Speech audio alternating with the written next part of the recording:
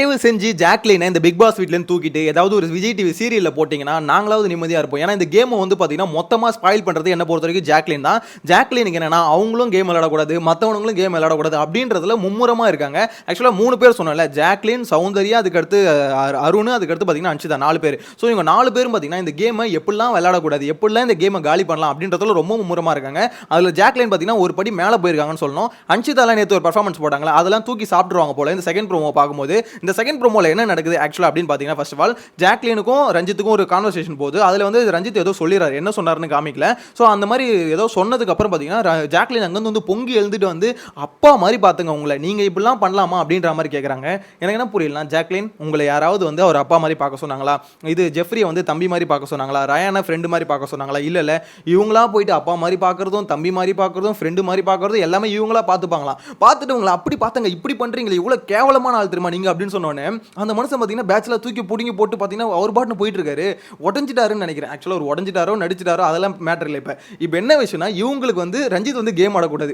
ரஞ்சித் கிட்டத்தட்ட 60 நாள் ஆச்சுங்க. 60 நாளில் பார்த்தீங்கன்னா ஏதாவது ஒரு இடத்துல மட்டும்தான், 1-2 இடத்துல மட்டும் அவர் இருக்குன்றதே காமிக்கிறாரு. அதுவும் இந்த வீக்கில் பார்த்தீங்கன்னா ஒரு 2 இடத்துல காமிச்சிருக்காரு. ஸோ அப்படின்னும் போது அந்த மனுஷனே வாங்குற சம்பளத்துக்கு கிட்டத்தட்ட 50,000 சம்பளம் நினைக்கிறேன் அவருக்கு. ஸோ அந்த மாதிரி அவ்வளோ சம்பளம் வாங்குற அந்த மனுஷன் ஏதாவது 1-2 இடத்துல தான் இருக்குன்றதே காமிக்கிறாரு. அதையும் அந்த ஜாக்லின் மாதிரி ஆளுங்க வந்து நீ விளையாடாத, நீ இப்படியே உட்காரு, என்கிட்ட வந்து பார்த்தீங்கன்னா அப்பா தான், நீ அப்பானா என்ன பண்ணணும், எனக்கு என்ன தேய்ச்சி விடணும், உடம்பு பிடிச்சி விடணும், இவ்வளோ தான் நீ பண்ணணும், இதை தவிர நீ ஒன்றுமே பண்ணக்கூடாது அப்படின்ற மாதிரி பார்த்தீங்கன்னா இவங்களே அவங்களுக்கான ரோலை வந்து செட் பண்ணி வச்சிருக்காங்க. ஜெஃப்ரின்னு வச்சுக்கோங்களேன், ஜெஃப்ரி வந்து எனக்கு வந்து எப்போயாவது சப்போர்ட் தேவைன்னா நீ வந்து எனக்காக சண்டை போடணும், நான் ஏதாவது அட்வைஸ் பண்ணணும், அப்போ உனக்கு அட்வைஸ் பண்ணணும், அதை நீ கேட்டுக்கணும். ஸோ இதுதான் உங்களுக்கான ரோல். ரயன் பார்த்தீங்கன்னா நீ ஏதாவது எனக்கு தேவைன்னு வச்சுக்கோ, பாயிண்ட்டை மட்டும் நீ கொடுக்கணும், அதோட நீ மூடிக்கிட்டு ஓரமாக உட்காரணும். இந்த மாதிரி பார்த்தீங்கன்னா அவங்களுக்கான ரோலை வந்து ஜாக்லின் பக்காவாக செட் பண்ணி வச்சிருக்காங்க. இதில் சௌந்தர்யா யாருன்னு பார்த்தீங்கன்னா அடியாள், ரவுடிசம் பண்ணுறதுக்கு வந்து சௌந்தர்யாவை கூட வச்சிருக்காங்க. ஏதாவது ஒரு பிரச்சனை, இப்போ இந்த ப்ரோமோவில் கூட பாருங்கள், ஜாக்லினுக்கும் ரஞ்சித்துக்கும் தான் ஃபைட்டு. இதில் சௌந்தர்யாவுக்கு நடுவில் என்ன வேலை அப்படின்ற கேள்வி பேசிக்காக எல்லாருக்கும் வரும்ல. சௌந்தர்யா என்ன பண்ணுறாங்க, கேமை விளையாடுங்க அப்படின்றாங்க. நீங்கள் என்ன பண்ணுறீங்க, கேமாக விளாட்றீங்க. ஒரு கேம்னு என்னது, ஏஞ்சல் கேம் என்னது, ஓகே ஏஞ்சல் கேமில் வந்து இந்த மாதிரி அழுகிறீங்கன்னு வச்சுக்கோங்க. நேற்று டெவிலாக இருக்கும்போது என்ன பண்ணீங்க, அங்கே வந்து பார்த்தீங்கன்னா கருணையின் சொரூபமாக இருந்தீங்க நீங்கள். இன்றைக்கி வந்து பார்த்தீங்கன்னா இந்த மாதிரி ரஞ்சித் வந்து இந்த மாதிரி ப்ரோவோக் பண்ணுறாரு அப்படின்னு சொல்லிட்டு வந்து பயங்கரமாக அழுகுறீங்க. எனக்கு என்ன புரியல, இது ஒரு டாஸ்க்குமா, இந்த டாஸ்க்கில் ரஞ்சித்தோட வேலை வந்து உன்னை காண்டேத்தர் தான், அதை அவர் பண்ணி தான் அவன் அவரே சொல்கிறாரு, ஏமா உன்னை காண்டேத்தர் அதை பண்ணுறேன் அப்படின்ற மாதிரி சொல்கிறாரு. அப்பா மாதிரி பார்த்தேன், ஆயா மாதிரி பார்த்தேன், என்ன பண்ணுறாங்கன்னே தெரியல. ஜாக்லின் பர்ஃபார்மன்ஸை மட்டும் பயங்கரமாக தெளிக்கிறாங்க. நான் தான் சொல்கிறேன், அன்ஷிதா நேற்று ஒரு பயங்கரமான பர்ஃபார்மன்ஸ் போட்டாங்க, அது எல்லாமே பார்த்தீங்கன்னா இன்னைக்கு தோத்துருன்னு நினைக்கிறேன். ஜாக்லினோட பர்ஃபார்மன்ஸ் பார்த்தீங்கன்னா சென்டிமெண்ட்டை இறங்கி அடிக்கிறதுன்னு சொல்லுவாங்களா, இதுதான். நான் ஆல்ரெடி சொல்லியிருந்தேன், இவங்க இந்த மாதிரி ஒரு டீம் கேம் விளாட்றாங்களா, அதாவது கோவா கேங்கு இல்லை பொல்லி கேங்கு, ஏதோ ஒரு கேங்குன்னு வச்சுக்கோங்களேன். இந்த கேங் வந்து என்ன பண்ணுறாங்க, ஒரு மாதிரி கேங்கோட ஹெட் வந்து பார்த்தீங்கன்னா ஜாக்லின் தான். ஜாக்லின் என்ன பண்ணுறாங்க, ஹெட்டாக இருந்துக்கிட்டு எல்லாரையும் கண்ட்ரோல் பண்ணிக்கிட்டு இருக்காங்க. இப்போ ஜாக்லினுக்கு ஒருத்தவங்க வந்து ஆப்போசிட்டாக போயிட்டாங்கன்னா கண்டிப்பாக திருப்பி அடிப்பாங்கன்னு காலையில் வீடியோவில் தான் சொல்லியிருந்தேன். ஸோ அது இன்றைக்கே நடக்கும் அப்படின்ற மாதிரி சத்தியமாக எதிர்பார்க்கலங்க. நான் ஆல்ரெடி சொன்ன விஷயம் அப்படியே நடக்குது. இப்போ ரஞ்சித் வந்து நேற்று வரைக்கும் ரஞ்சித் என்னவா சொல்லிட்டு இருந்தாங்க, மங்களம் சார் அதாவது கோவா கேங்கோட மேனேஜர் அவர் தான் அப்படின்ற மாதிரி சொல்லிட்டு இருந்தாங்க. ஒரு மேனேஜருக்கு வந்து நிலைமையாகுது அப்படின்னு நம்ம அதை சொல்ல தோணுது. ஏன்னா மேனேஜர் அப்பா மாதிரி ஆயா மாதிரின்னு சொல்லிட்டு உங்களுக்கு ஆப்போசிட்டாக ஒரு கேம் விளையாட்டாருனா காலி.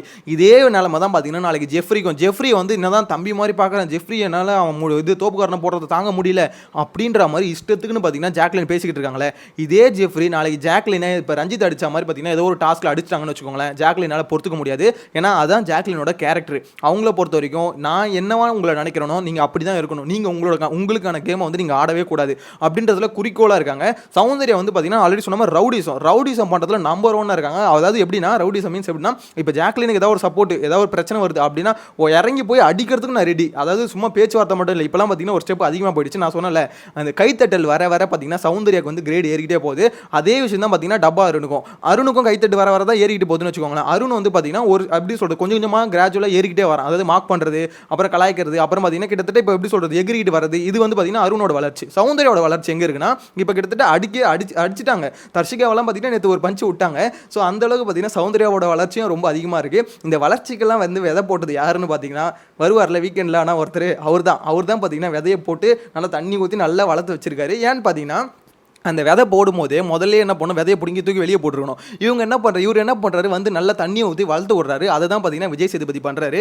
ஏன்னா இது வந்து நம்ம தப்புன்னு வெளியிலேருந்து நம்ம கதறிக்கிட்டு இருக்கோம். ஏன்டா அவன் வந்து மார்க் பண்ணுறான்டா, சௌந்தர்யா வந்து மார்க் பண்ணுதுடா, நாய் மாதிரிலாம் கொலைக்குதுடா அப்படின்ற மாதிரி சொன்னாலும் கூட அவருக்கு வந்து அதெல்லாம் தப்பாகவே தெரியல.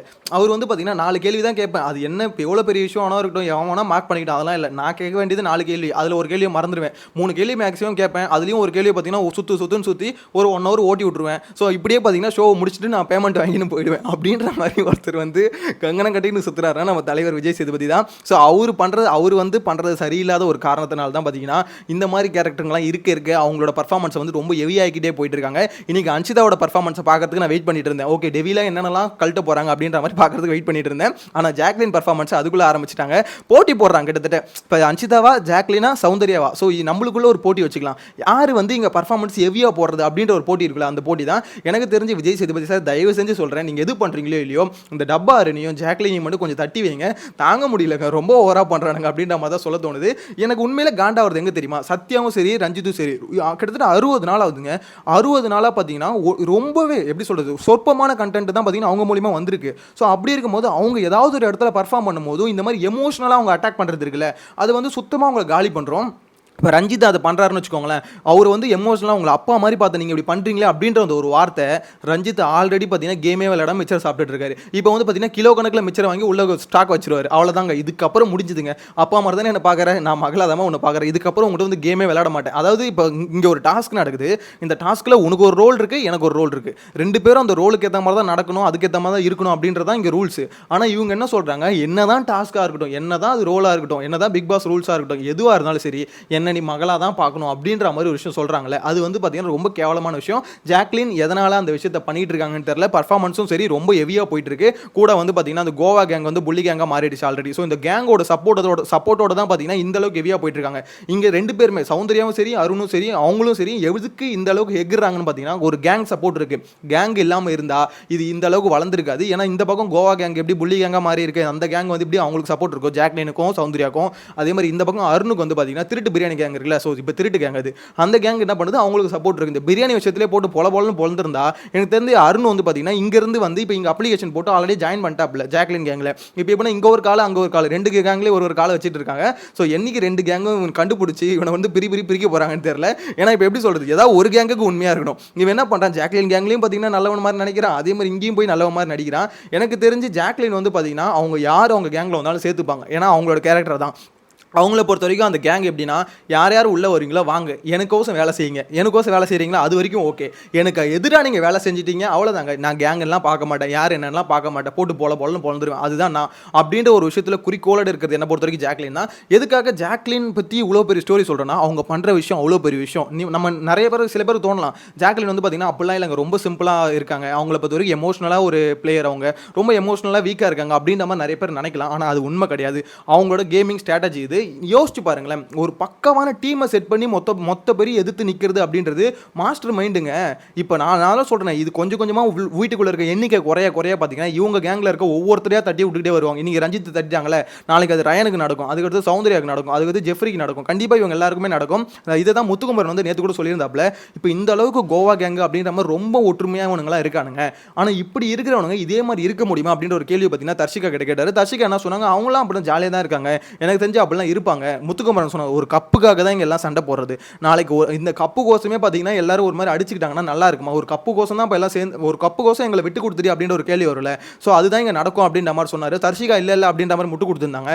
இங்கே அதுதான் நடக்குது. இப்போ கப்பு எக்ஸாம்பிளுக்கு பார்த்தீங்கன்னா ஜாக்லினுக்கு வேணும் அப்படின்ற மாதிரி இன்டென்ஷன் தான் அவங்க ஆடுறாங்க. இன்கேஸ் கப்பு வந்து ஜெஃப்ரிக்கு போகணும் அப்படின்றதுக்கோசம் விட்டு கொடுத்துருவாங்களா அப்படின்ற ஒரு கேள்வி கேட்டிங்கன்னு வச்சுக்கோங்க. இப்போ வந்து பார்த்தீங்கன்னா எல்லாம் ஊன்னு சொல்லுவாங்க. நாளைக்கு கப்பு போகணுன்னா என்ன அர்த்தம், இன்னொருத்தவங்களை வந்து நீ தப்பாக காமிச்சா மட்டும்தான், நீ நல்லவன் தெரிஞ்சால் மட்டும்தான் உனக்கு கப்பு போகும். ஸோ அப்படின்னும் போது ஜெஃப்ரி நீ உன்னை தப்பாக காமிச்சிட்டு ஜெஃப்ரி நல்ல மாதிரி காமிக்கிறதுக்கு ஒத்துப்பி அப்படின்னு கேட்டிங்கன்னா ஜாக்லின்லாம் ஒத்துக்கிறதுக்கு வாய்ப்பே இல்லைங்க.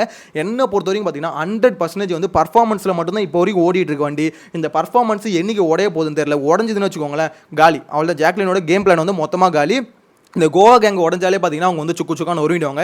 எவன் ஒருத்தன் இண்டிவிஜுவலாக கேம் ஆடணும். அதாவது இப்போ நான் இந்த பிக் பாஸ் வீட்டுக்கு வந்திருக்கேன், நான் வந்து பார்த்தீங்கன்னா என்ன நம்பி மட்டும் தான் வந்திருக்கேன். மொத்த பேர் என்னை எதிர்த்து நின்னாலும் சரி, நான் தனியாக நின்று என்னோட கேம் ஆடிக்கிறேன் அப்படின்ற மாதிரி எவன் ஒருத்தன் நிற்கிறானோ அவனால் மட்டும்தான் பார்த்தீங்கன்னா மொத்த பேரோட சப்போர்ட்டையும் வாங்க முடியும். இல்லை இந்த மாதிரி நான் மொத்தமாக கேங்கு சேர்த்துக்கிட்டு அடிக்கிறேன், இவனை வந்து இப்போ என்னோட கேங் இருக்குது, இந்த சப்போர்ட் இந்த தைரியத்தில் வச்சு நான் அடிக்கிறேன் அப்படின்ற மாதிரி நினச்சானா எவனாலே அது பண்ண முடியாது.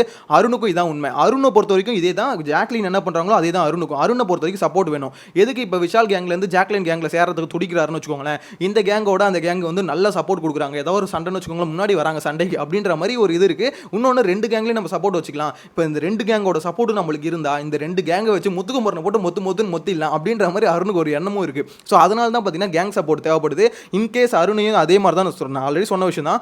அருணுக்கும் கேங் இல்லைன்னு வச்சுக்கோங்களேன், காலி. கேங் இல்லாமல் அவனால் தனியாக ஒரு இடத்துல வாய்ஸ் ரைஸ் பண்ண முடியுமானா பண்ண மாட்டான். ஏன்னா அவனுக்கு பண்ணுறதுக்கு அந்த அளவுக்கு பார்த்தீங்கன்னா தெம்பு கிடையாது. ஒரு இடத்துல வாய்ஸ் ரைஸ் பண்ணி பேசணும்னு வச்சுக்கோங்களேன், பாயிண்ட் வந்து அடுத்து எடுத்து வைக்கணும். அவனுக்கு வந்து கேங் சப்போர்ட் வந்து இப்போ அவன் ஒரு பாயிண்ட்டை பேசுகிறான்னு வச்சுக்கோங்களேன், 2 பேர் வந்து அவனுக்கு சப்போர்ட் பண்ணி நிற்கணும். இல்லைன்னு வச்சுக்கோங்களேன் பேச முடியாது. அங்கே எவன் ஒருத்தன் கேங் சப்போர்ட்லாம் வேணாம், எனக்கு என் வாய் இருக்குது, நான் நிற்பேன்டா, கடைசி வரைக்கும் நிற்பேன்டா, என்னோட பாயிண்டில் நிற்பேன்டா அப்படின்ற மாதிரி நிற்கிறான் பார்த்தீங்களா, அவன் மட்டும்தான் இங்கே கெப்பாசிட்டி இருக்குது. அதே மாதிரி விஜய் சேதுபதி அடிச்சாருன்னு வச்சுக்கோங்க, அடி வாங்கிட்டு திருப்பி எந்திரிச்சு வரணும். ஸோ இதில் வந்து என்ன பிரச்சனைனா, இப்போ ஜாக்லின் பண்ணுறாங்களே இந்த பர்ஃபார்மன்ஸ் பண்ணும்போது இப்போ ஜாக்லினை போட்டு பொலன்னு பொழந்துட்டாங்கன்னு வச்சுக்கோங்களேன், ஏமா இப்படி பண்ணுற ஒரு கேம் எதுக்கு ஸ்பாயில் பண்ணுற அப்படின்ற மாதிரி விஜய் சேதுபதி இந்த வாரம் ஜாக்லின், சௌந்தர்யா, அதுக்கடுத்து பார்த்தீங்கன்னா அன்ஷிதா இவங்க எல்லாரையும் போட்டு அருண் இவங்க எல்லாரையும் பொழந்தாருன்னு வச்சுக்கோங்களேன்.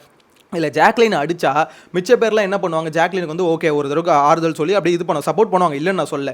இதே விஷயம் வந்து பார்த்தீங்கன்னா ஒட்டுமொத்த கேங்கையும் இப்போ இந்த மாதிரி விஜய் சேதுபதி வந்து குறை சொல்லி கேங்கை வந்து உடச்சு விட்டாருன்னு வச்சுக்கோங்களேன். அதுக்கப்புறம் தான் எனக்கு தெரிஞ்சு இவங்களுக்கான உண்மையான கேமே ஸ்டார்ட் ஆகும் அப்படின்ற மாதிரி தோணுது. இந்த கேங் எப்படின்னா கொஞ்சம் கொஞ்சமாக கோவா கேங்லேருந்து ஆல்ரெடி புள்ளி கேங்காக மாறினது அப்படின்றது ஆல்மோஸ்ட் நம்ம எல்லாருக்குமே தெரிஞ்ச விஷயம் தான். இது இன்னும் போக பார்த்தீங்கன்னா ஒஸ்ட்டாக தான் போகுது அப்படின்ற மாதிரி எனக்கு என்னமோ தோணுது. உங்களோட கருத்து மறக்காம கமெண்ட்டில் மென்ஷன் பண்ணுங்கள். இந்த செகண்ட் ப்ரோமோ பார்க்கும்போது ஜாக்லினோட பர்ஃபார்மன்ஸுக்கு வந்து எத்தனை சீரியல் சான்ஸ் வெளியே வந்தால் கிடைக்கும் அப்படின்ற மாதிரி நினைக்கிறீங்க, கமெண்ட்டில் மென்ஷன் பண்ணுங்கள். நெக்ஸ்ட் வீடியோவில் மீட் பண்ணலாம். Bye by.